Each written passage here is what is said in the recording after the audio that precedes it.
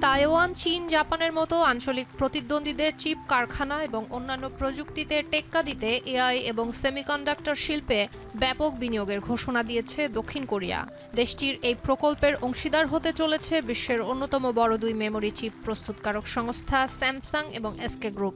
어떤 나라보다 빠른 속도로 인공지능의 핵심 요소를 확보해야 합니다. 반도체, 피지컬 AI, 인공지능 데이터 센터가 대도약을 위한 삼각축입니다. দক্ষিণ কোরিয়ার president Lee জে-মিয়ং ইতোমধ্যে $576 বিলিয়ন একটি বিনিয়োগের কথা নিশ্চিত করেছেন।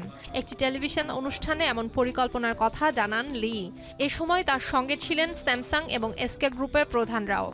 AI 데이터 센터와 함께 저희의 로봇 관련 투자는 경북 구미에 집중하겠습니다. 저희 SDI가 하고 있는 차세대 전고체 배터리 এই মেগা প্রকল্পের আওতায় একটি অত্যাধুনিক চিপ উৎপাদন কেন্দ্র, ডেটা সেন্টার, একটি রোবোটিক্স প্রযুক্তি উন্নয়ন কেন্দ্র নির্মাণ করা হবে। জে-মিয়ং বলেন, এই পরিকল্পনার লক্ষ্য রাজধানী সিউলের বাইরের অঞ্চলগুলোর 어र्थনীতিকে এগিয়ে নেওয়া।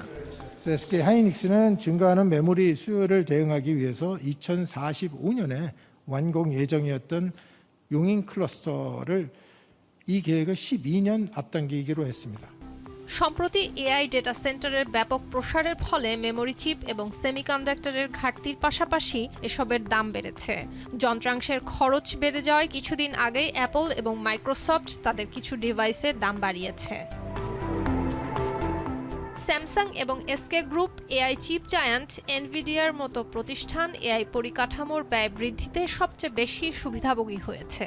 এসকে হাইনিক্সের শেয়ারের দাম $1 ট্রিলিয়ন ছাড়িয়েছে। এরকম প্রেক্ষাপটে গুগল, অ্যামাজন এবং মেটা সহ মার্কিন টেক জায়ান্টরা প্রযুক্তি খাতে $650 বিলিয়ন বিনিয়োগের ঘোষণা দিয়েছে। এআই খাতে এই বিপুল অর্থ ঢালাকে বিনিয়োগকারীরা সাম্প্রতিক সময়ে বেশ কিছু শেয়ারের দরপতনের অন্যতম কারণ হিসেবে দায়ী করছে। সুলতানা দিনা, এখন বিশ্ব।